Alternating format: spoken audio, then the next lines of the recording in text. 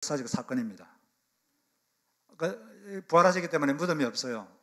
마호메트도 무덤이 있어서 무슬림들은 꼭 한 번은 거기 참배해야 되고, 또 부처도 죽은 후 시체에서 나온 사리를 모신 탑이 있고, 공자도 무덤이 있어서 많은 사람들이 참배를 합니다. 그런데 예수님은 무덤이 없어요. 왜 그렇죠? 부활하셨으니까. 그리고 많은 사람들 앞에서 하늘로 올라가셨어요. 그리고 다시 오실 겁니다. 이 부활이 아주 증거입니다. 뭐의 증거죠? 하나님은 살아계시다. 사람이 죽은 게 끝이 아니고 죽은 후에 영적 세계가 있다. 여기에 대한 아주 분명한 증거가 예수님의 부활과 성천입니다. 그리고 예수님이 인간의 모든 죄를 짊어지고 죄값을 치른 것이 아주 충분했고, 그래서 돈을 다 치르고 나면 가게에서 영수증을 주듯이 예수님께서 무덤에서 부활하신 거예요. 그분이 구세주라는 것이 입증되었습니다. 그래서 부활은 증거입니다. 동시에 부활은 하나의 원리예요. 그리스도인의 삶을 지배하는 원리입니다. 언제 어떤 사람에게 하나님의 부활시키는 능력이 나타나느냐? 자아가 꺾일 때, 그때 사람에게 하나님의 부활시키는 능력이 작동합니다. 예수님이 언제 부활하셨죠? 십자가를 지니까 부활하신 거예요. 십자가를 진다는 것은 예수님 말씀처럼 자기를 부정하고 십자가를 지는 겁니다. 아버지의 뜻이 십자가 지는 거기 때문에 자기가 너무 괴롭지만 자기 뜻을 꺾고, 자기 의지를 꺾고 아버지께 순종할 때 그게 십자가고, 그렇게 자기 의지를 꺾고 자기 고집을 꺾고 순종하면 그때 하나님의 부활시키는 능력이 임하는 거죠. 예수님이 부활하시고 나자 성령께서 임하셔서 전 세계 복음이 전해졌고 놀라운 능력이 임했던 것입니다. 우리에게도 하나님의 부활시키는 능력이 임하면 우리는 새로운 차원의 영적 세계로 들어가게 되고 새로운 능력을 받게 되고 이전에 몰랐던 새로운 차원으로 하나님께 쓰임받게 되는 것입니다. 여러분에게 자아가 꺾여서 하나님께 더 쓰임받게 되기를 바랍니다. 이 자아의 특징은 간단해요. 하나님보다 자기를 살짝 앞세웁니다. 하나님을 사랑하죠. 하나님을 존중하죠. 그런데 자기를 조금 더 사랑하고 조금 더 앞세웁니다. 그게 자아의 특징이죠. 하나님도 믿습니다. 그런데 돈을 더 믿고, 조금 더 믿고 돈을 더 사랑하죠. 조금 더. 그리고 하나님께 영광 돌리고 싶어 하지만 자기 자존심이 더 중요합니다.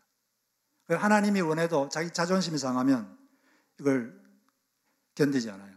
용서하지 않고 뒤끝이 아주 깁니다. 뒤끝이 짧지가 않죠. 그리고 자아가 강하면 자기 이익보다 모든 게 중심이 자기 이익이 모든 것의 중심이 됩니다. 모든 것의 결정의 기준은 주님의 뜻보다 자기 이익이 모든 것을 결정하는 기준이 되죠. 이것이 바로 바뀌어야 되는 것입니다. 자기 이익이 아니라 주님의 뜻이 중심되는 그런 사고로 변하는 것이 자아가 꺾이는 거죠. 자기 자존심보다 주님이 뭘 원하시나 여기에 순종하는 것, 자기를 꺾고 그게 바로 자아가 꺾이는 것입니다. 예수님도 그랬고 모세도 그랬어요. 하나님은 꼭 사람을 쓰기 전에 자아를 꺾습니다. 자아라고 하는 것은 죄와는 다른 거예요. 죄와는 다른 것입니다.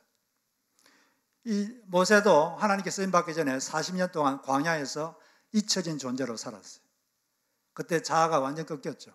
그런 다음에 주님께서는 그에게 부활의 능력을 주셔서 그가 이스라엘 민족을 지도할 수 있는 그런 인물로 삼으셨던 것입니다. 그리고 요셉의 삶도 마찬가지고, 그리고 우리가 좀 자세히 살펴볼 야곱의 삶도 마찬가지입니다. 야곱의 삶에는 큰 두 가지 사건이 있었어요. 여러분들이 성경을 좀 읽었으면 아시겠지만 야곱에게 있었던 큰 두 가지 사건은 먼저 베델 사건입니다. 그 다음에 야복강 사건. 이 두 가지 사건이 요셉의 인생을 완전히 바꿔놨습니다. 베델 체험은 귀로만 듣던 하나님, 그 하나님이 자기의 하나님이 되는 사건이었어요. 나의 하나님. 야곱의 아버지와 할아버지는 신앙이 아주 좋았습니다. 아버지 이삭, 어머니 리베가한테서 하나님 이야기를 많이 들었어요. 그리고 할아버지 아브라함도 야곱이 약 15년 같이 살았습니다. 아브라함이 100세 때 이삭이 났죠. 이삭이 60세 때 야곱이 났습니다. 그런데 아브라함은 175년 살았어요. 그러니까 15년 정도는 야곱이 아브라함 할아버지와 같이 살은 거예요. 그런데 얼마나 많이 들었겠어요. 하나님이 얼마나 대단하신지. 100살 때도 아기를 낳게 했다. 막 그런 이야기도 하고. 그래서 듣긴 했지만 여전히 야곱 자신이 하나님 아니었습니다. 나의 하나님이 되지 않았어요. 그런데 그 듣던 하나님이 나의 하나님이 된 사건이 바로 베델 체험입니다. 베델 사건은 어떻게 나타났느냐? 자기가 형님 에스를 속여가지고 장자권을 뺏었습니다. 사기로. 그런데 화가 난 에스가 야곱을 막 죽이려고 그랬어요. 그러니까 어머니 리브가의 도움을 받아서 어머니의 고향으로 어머니가 보냈습니다. 바로 이 브엘스바에서 어머니 고향인 바단 아람 지역의 중심 도시인 하란까지는 그 거리가 약 560마일 되는 거예요. 브엘세바는 이스라엘 남쪽에 있는데 560마일 되는 긴 거리를 혼자서 가는 겁니다. 그 당시에는 경찰도 없고 치안이 아주 없기 때문에 혼자서 여행하는 건 아주 위험해요. 혼자서 여행을 안 합니다. 아주 위험한데, 그러나 형님이 자기를 죽이려고 하니까 너무 두렵고 또 미래가 너무 불안하지 않습니까? 어떻게 될지 모르고 가다가 강도 만나 죽을지도 모르고 이 불안과 두려움 속에 집에서 출발해서 이틀 걸어가니까 그때 베델 지역이 나왔는데, 그때 들판에서 잠을 잤어요. 들판에서 잠을 자는데 돌을 베개 삼아 잠을 자고 있는데 그때 귀로 듣던 하나님이 나타나셨습니다. 꿈에 나타나셔가지고 야곱에게 이렇게 말했어요. 나는 너의 조부 아브라함의 하나님이다. 그리고 너의 아버지 이삭의 하나님이다. 너가 누워있는 땅을 너와 너 자손에게 주리라. 그리고 내가 너와 함께 있어서 너가 어디로 가든지 너를 지키며 너를 이끌어 이 땅으로 돌아오게 하리라. 내가 너에게 허락한 것을 이루기까지 너를 떠나지 아니하리라. 내가 어디로 가든지 도와주겠다 그러고 함께 하겠다 그러고 그 두려움 가운데 있을 때 그렇게 약속하니까 너무나 그게 아주 감동적으로 다가왔습니다. 바로 그때 아버지의 하나님, 할아버지 하나님이 나의 하나님, 야곱의 하나님이 된 것입니다. 우리 모든 사람에게 그런 체험이 필요합니다. 특히 어릴 때부터 교회 다니는 사람들은 뭔가 자기 하나님이 되는 체험이 필요해요. 설교하는 목사의 하나님이 아니라 내가 체험한 하나님, 그런 것이 꼭 필요합니다. 만약 여러분들은 다 그런 체험이 있을 텐데 만약 없다면 하나님께 기도하시기 바랍니다. 하나님이 다른 사람이 하나님이 아니라 나의 하나님이 되는 그런 축복이, 그런 경험이 제발 저에게 주십시오. 그렇게 여러분 간절히 기도하면 반드시 하나님은 여러분을 찾아오십니다. 그건 예외가 없어요. 사람들이 그걸 간절히 원하면 절대로 그런 기도는 하나님이 예면하지 않습니다. 그래서 이렇게 힘들 때, 두려울 때 찾아오셔서 너를 떠나지 아니하리라, 함께하리라, 그렇게 용기를 주시고 위로해 주시고 얼마나 좋습니까? 너무 감사해서 이 야곱이 두 가지를 했습니다. 하나님을 만나고 두 가지를 했는데, 먼저 첫째는 자기가 베개로 삼고 있던 돌을 기둥으로 삼아가지고 거기다 기름을 부었습니다. 그리고 여기를 하나님의 집이라고, 베델, 벳이 집이고 엘이 하나님인데 베델이라고 이름 지었고 그걸 기념으로 삼은 거죠. 왜 기둥을 삼고 그걸 하나님 전 이렇게 이름을 붙였겠습니까? 잊지 않으려고. 하나님 은혜를 잊지 않으려고. 다음에도 찾아와서 이곳을 생각하면서 잊지 않으려고. 나에게 이렇게 내가 이 두려움 불안 속에 있을 때 나를 채워주신 하나님, 내가 절대 이 은혜를 잊지 않으리라. 내가 절대 잊지 않으리라. 잊지 않기 위해서 돌멩이를 세워서 기념을 하는 것입니다. 요즘 많은 세태가 은혜를 쉽게 잊는 그런 세태인데, 그러나 하나님의 사람은 하나님께 받은 은혜를 잊지 않습니다. 하나님과 의리를 지키는 거죠. 하나님께 받은 은혜가 많으실 텐데 절대로 잊지 마시기 바랍니다. 그리고 두 번째 한 것은 하나님과 약속을 했어요. 하나님께 엄숙한 약속을 했습니다. 하나님 제가 이렇게 당신께 헌신하겠습니다. 헌신의 결단을 했습니다. 뭐라고 결단했냐면 하나님께서 약속하신 대로 이 불안한 이 길을 함께 해주시고 제가 다시 안전하게 이곳으로 돌아오게 된다면 제가 평생 당신을 저희 하나님으로 섬기겠습니다. 그리고 두 번째, 하나님께서 은혜 주셔서 저를 다시 저에게 안전하게 지켜주시면 제 소유의 10분의 1, 11조를 당신께 드리겠습니다. 그 11조를 통해서 저의 소유가 하나님의 것이라는 것을 제가 당신께 보여드리겠습니다. 세 번째는 제가 이곳을 하나님 전으로 삼겠습니다. 하나님의 집으로 삼겠습니다. 하나님의 전으로 삼겠다는 것은 하나님의 집을 세우겠다는 거죠. 그건 곧 하나님 나라를 세우겠습니다. 하나님의 교회를 세우며 살겠습니다. 그런 결심을 하게 된 것입니다. 여러분들도 하나님께 은혜 받았을 때 하나님께 뭔가 결단한 게 있을 거예요. 그런 게 있지 않습니까?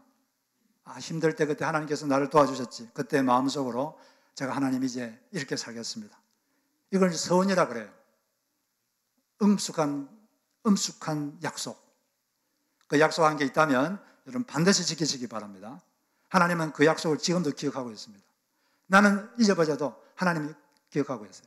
그리고 그것을 지키기를 지금도 기다리고 있는 것입니다.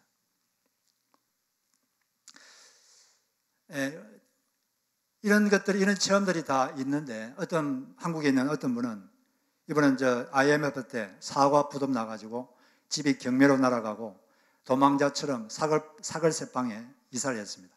너무 절망적이었어요. 주님께 기도해도 아무런 응답이 없고, 채권자들이 몰려와서 괴롭히고, 경찰은 출두하라고 괴롭히고, 그리고 아내와도 자주 싸우고, 고민 끝에 주님의 뜻을 기다리기로 하고 수정에 있는 3만 원, 30불로 김치를 만들어 팔기로 했어요. 그렇게 배추를 절이는 그 시간 동안 그때 시편을 읽었습니다. 이 시편을 읽고 있는데 시편 46편 1절이 가슴속에 아주 강력하게 다가왔습니다. 하나님은 우리의 피난처시요 힘이시니 환난 중에 만날 큰 도움이시라. 그 후에 이 말씀이 그를 지배하기 시작했습니다. 그 말씀이 마음에 들어오니까 그 마음에 이상한 기쁨이 생기고 담대해졌습니다. 그리고 온라인으로 김치 사업을 점점 확장했는데 그게 또 잘 됐어요. 지금도 사업을 잘하고 있습니다. 그런데 이분이 그런 경험을 하고 그 말씀을 만나고 나서, 하나님 만나고 나서부터 자기 거실에다가 그 말씀을 크게 적어놨습니다. 왜 그러냐? 늘 하나님을 생생하게 기억하고 체험하고 싶어서. 그리고 자기 명함에다가 그 말씀을 기록해놨습니다. 그러면서 사람에게 명함 주면서 꼭 자기 간증을 하고 예수님을 전하고 그런 도구로 지금 삼고 있다고 합니다. 자기가 하나님께 은혜 받았을 때 한 약속을 잊지 않고 지금 그렇게 하고 있는 거죠. 하나님께 받은 은혜가 있다면 은혜를 절대 잊지 마시고, 그때 하나님과 약속이 있다면 절대로 잊지 마시고 반드시 지키시기를 바랍니다. 그런데 이렇게 힘들 때 도와주신 하나님, 낙심될 때 위로해 주신 하나님, 이런 하나님만 체험하고 있으면 뭔가 부족합니다. 좋긴 한데 그게 머물면 안 돼요. 뭔가 부족한 거죠. 더 높은 차원으로 나가야 됩니다. 위로해 주신 하나님, 용기 주신 하나님, 그런 하나님만 알고 있으면 우리는 더 높은 차원으로 갈 수가 없어요. 이제 이 베델에서 야폰 강가로 가야 됩니다. 하나님께서는 이 야곱이 이제 하나님을 만난 다음에 만났지만 여전히 야곱은 여전히 자기 꾀로 살고 자기 지혜에 의지하고 그렇게 살았어요. 여전히 자아 중심의 사람이었습니다. 이 야곱에게는 자아가 꺾이는 체험이 필요한 거예요. 그래서 하나님은 야곱을 야복 강가로 인도하셨습니다. 하나님께서는 우리 자아가 꺾이도록 하기 위해서 우리 삶을 인도하시거든요. 야곱을 그것으로 인도하셨습니다. 야복 강가에서는 어떤 일이 있었습니까? 이제 어머니 고향으로 갔다가 약 20년 만에 다시 고향으로 돌아왔습니다. 고향에 형님이 사는데 형님 만나러 가는데 형님이 군대 400명을 이끌고 자기를 맞이하러 옵니다. 너무 두려웠어요. 너무 두려워서 자기 꾀를 써서 뇌물을 만들었습니다. 뇌물 또 선물을 만들어서 먼저 보냈습니다. 여러 가지 작전을 써서 이렇게 했지만 여전히 마음은 너무 불안하고 형님 만나기 너무 두려웠어요. 그래서 나머지 식구들은 다 먼저 앞으로 보내고 자기 혼자 야복강가에 남아서 있는데 그때 갑자기 어떤 사람이 나타났어요. 어떤 사람이 나타나서 막 씨름을 했습니다. 근데 처음에는 사람이라고 되어 있는데 조금 있다가는 야곱이 말하기를 내가 하나님을 배웠다.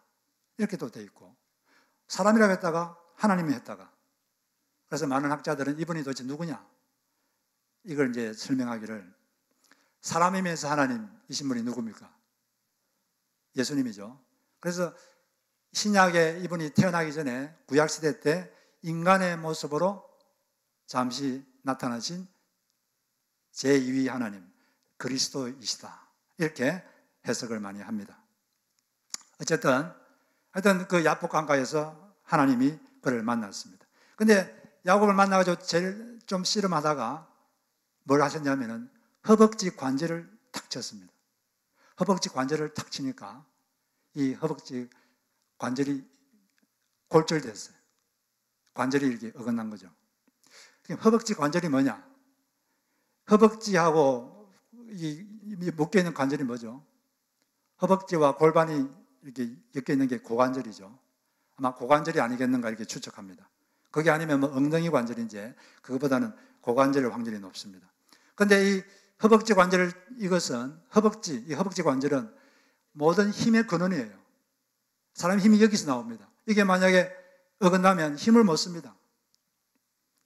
이건 뭘 뜻합니까? 바로 그 시간 하나님께서 야곱의 자아를 확 꺾은 거죠. 그의 힘의 중심, 존재의 중심인 자아를 완전히 꺾어버린 겁니다. 더 이상 힘을 쓰지 못하도록. 그가 하나님을 의지하긴 했지만 여전히 자기 꾀를 의지하고 자기 지혜, 여전히 나가 중요하다. 자아를 하나님보다 더 앞세우고 그런 존재이기 때문에 그걸 한번 꺾어야지 야곱을 쓸 수가 있거든요. 그게 안 꺾어지면 쓸 수가 없습니다. 그래서 그걸 확 쳤습니다. 자아를 완전히 꺾어버린 거죠. 힘의 근원, 존재의 근원, 그것을 꺾어버리니까 그는 새로운 사람이 됐습니다. 그는 그때 이후로 그는 새로운 사람이 됐어요. 더 이상 자기 꾀와 지혜로 살지 않고 힘들 때마다 베델의 하나님께로 오는 그런 새로운 사람으로 그는 부활됐습니다. 우리도 이런 경험이 필요합니다. 자아를 꺾는 경험이 필요해요. 자아를 죽음에 넘겨야 그 다음 단계로 넘어갑니다. 그 다음에 영적 세계로 갈 수가 있어요. 안 그러면 계속 거기에 머물러 있습니다. 아까 말했지만 자아의 특징은 자기를 하나님보다 앞세우는 거죠. 하나님께도 영광 돌리고 하나님을 높이고 싶지만 근데 자존심을 하나님보다 더 앞세웁니다. 하나님은 은혜도 자기 자존심을 상하게 하면 절대 용서하지 않아요. 뒤끝이 깁니다. 그 자아가 아주 강한 거예요. 그리고 하나님을 사랑하고 하나님을 믿지만 그렇지만 자기 이익이 더 중요해요. 모든 걸 결정할 때 항상 자기 이익입니다. 하나님을 원하실까? 이거보다 나한테 뭐가 이익이 되는가? 그게 결정의 기준이 됩니다. 이게 꺾어지지 않으면 우리는 하나님께 더 쓰임받을 수가 없는 것입니다. 이게 아주 중요한 거예요. 이 자아는 이 물질에 대한 사랑과 자기가 인정받고 자기가 높아지고자 하는 이것이 중요한 거기 때문에 이것이 한번 분질려지는 경험이 필요하게 되는 것입니다. 우리 자아가 강하면 모든 일이 내가 원하는 대로, 내가 원하는 방식대로 돼야 된다. 이렇게 믿게 됩니다. 그렇게 되면 주변 사람들과 많은 충돌이 생겨요. 자아를 꺾어야 우리 하나님께 쓰임받을 수가 있는 것입니다. 자아가 꺾이지 않으면 여전히 자기가 중심이에요. 저도 말은 이렇게 하죠. 저도 말은 이렇게 하지만 저는 아직 어떨 때 보면 하나님보다는 제가 더 앞서고 하나님보다는 내 이익이 더 앞서고 그런 걸 저는 자주 느낍니다. 이게 완전히 깨질 때 하나님께서 더 쓸 수 있다고 믿습니다. 그래서 우리는 이런 고백을 자주 해야 돼요. 우리는 예수 믿는 사람들은 예수 믿는 순간 예수님 안에 들어가기 때문에 예수님과 함께 십자가에서 죽었는데 그걸 믿고 우리 기도해야 돼요. 주님, 저는 죽었습니다. 오직 예수님께서 저를 통해 살아 주십시오. 이런 기도를 할 줄 알아야 됩니다. 그리고 자주 주님, 제 이익보다 주님의 뜻을 앞세웁니다. 제 자존심보다 주님이 원하는 것을 앞세웁니다.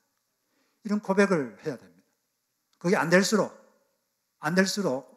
기도해야 되죠. 안 될수록 기도하면 그 기도를 들으시고 하나님께서 일을 하시는 거예요. 그런 기도를 자주 하시기를 바랍니다. 이렇게 하나님께서 야곱의 자아를 확 끊고 나서 야곱에게 새로운 이름을 주었습니다. 새로운 이름을 주었다는 것은 그 사람이 정체성을 확 바꿔준 거죠. 신분을 확 바꾼 겁니다. 야곱에서 이스라엘로 이름을 확 바꿨어요. 야곱은 무슨 뜻입니까? 야곱은 속이는 자, deceiver, 사기꾼, 그런 뜻이거든요. 그런데 이스라엘로 이름을 바꿨습니다. 이스라엘은 무슨 뜻이냐? 여러 가지 이론이 있는데 그래도 가장 보편적으로 말하는 것이 하나님과 겨루어 이겼다. 그런 뜻이죠. 하나님과 겨루어 이겼다. 그런데 사람이 하나님과 싸워서 이길 수 있습니까? 못 이기죠. 사람이 이긴 게 아니라 하나님이 져주신 거죠. 사람이 기도로 이 호세아서에는 이 야곱이 야복강가에서 씨름한 것이 그 기도한 것이다 이렇게 말하고 있는데, 하나님을 의지하면서 사람이 기도하면 하나님이 져주시는 겁니다. 하나님은 항상 사람을 이기지만 하나님을 의지하면서 기도하는 사람을 하나님이 이기지 않습니다. 이길 수 있지만 져주시는 거죠. 겉으로 보면 내가 이긴 것 같지만 하나님이 져주신 겁니다. 하나님을 의지하면서 기도로 하나님과 싸워서 하나님이 져주시는 체험을 하시기 바랍니다. 마치 하나님이 이긴 것 같은 그런 체험을 하시기를 주의 이름으로 축복합니다.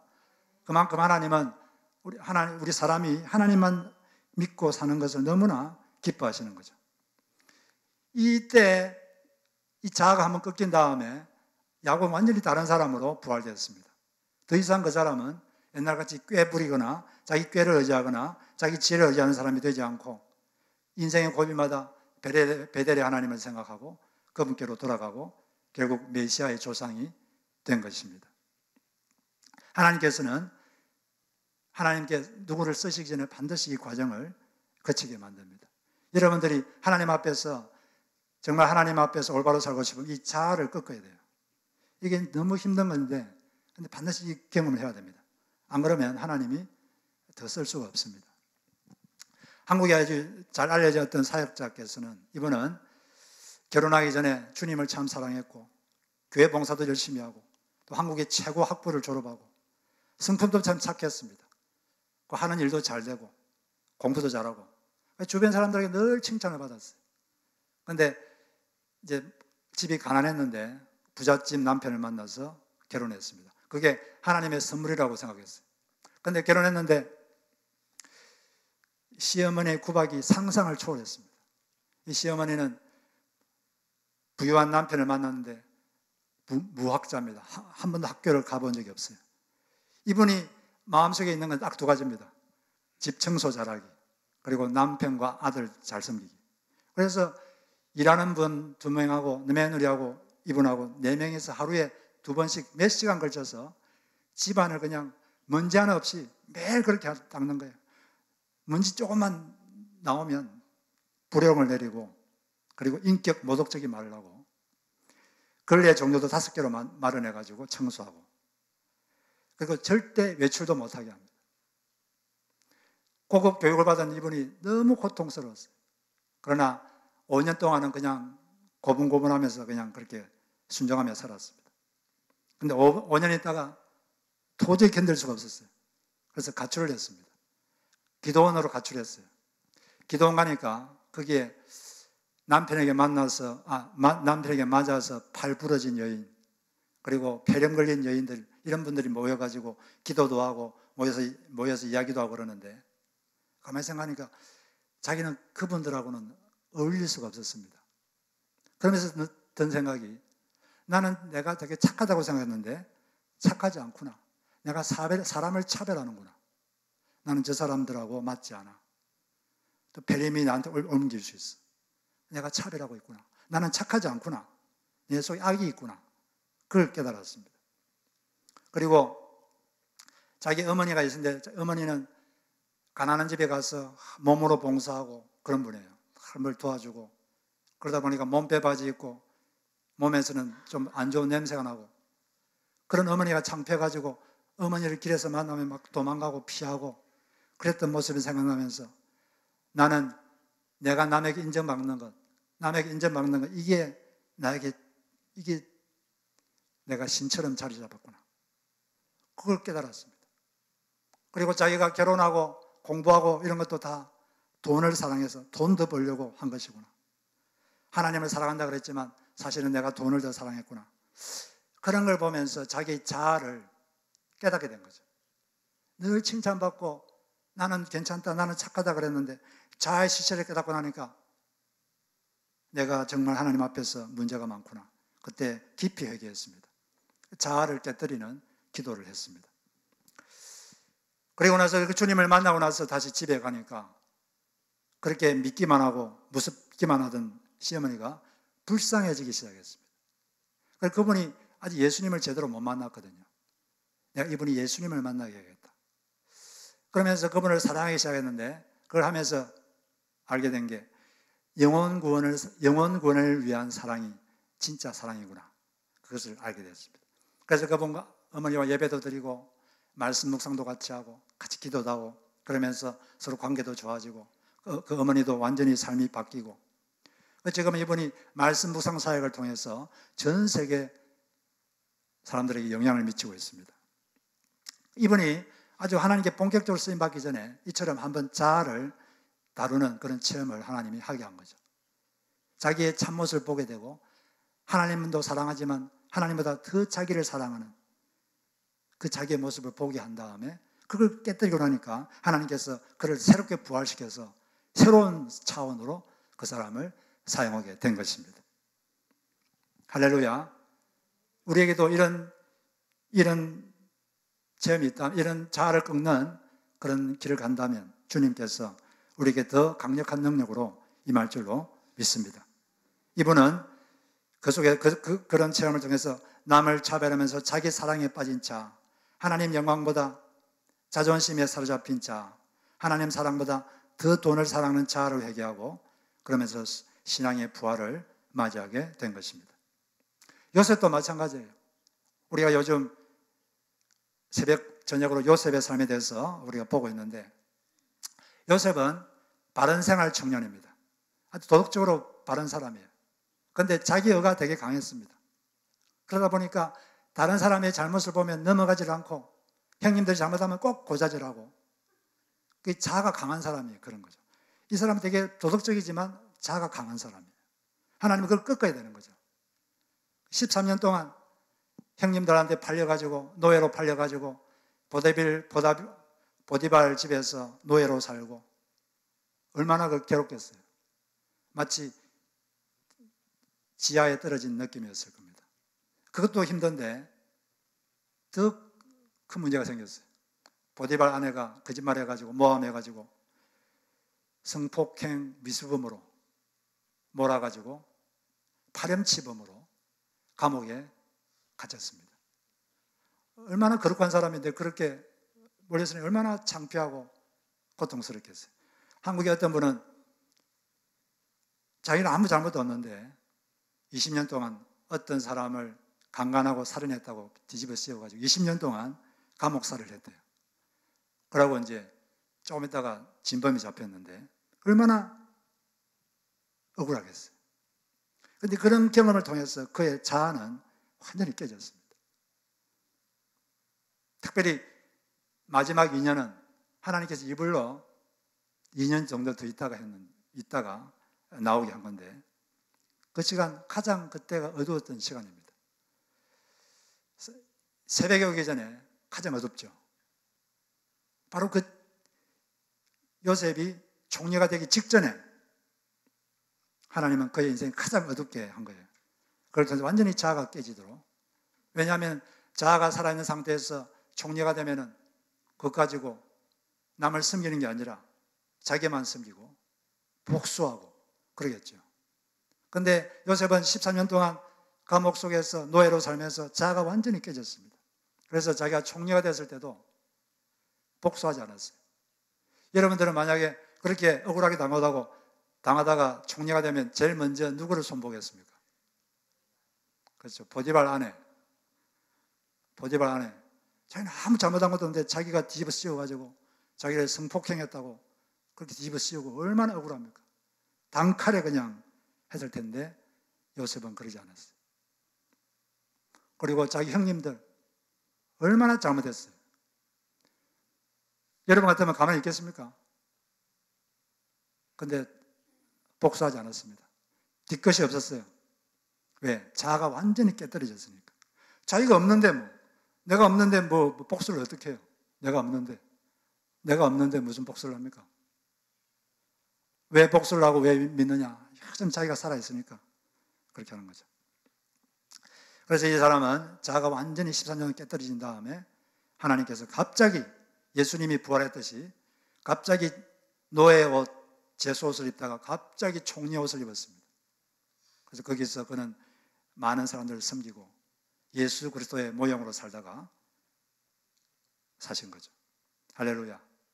우리에게도 이처럼 우리가 베델에서 하나님을 만났지만 한 단계 더 가야 됩니다. 자아가 꺾이는 이 야복강에 가야 돼요. 그렇게 거기서 자아가 한번 꺾이면 하나님께서 우리를 부활시키셔서 우리에게 부활시키는 능력을 주셔서 우리를 새롭게 사용할 줄로 믿습니다. 그러려면 말씀 앞에 서야 돼요. 자기를 괴롭히는 말씀.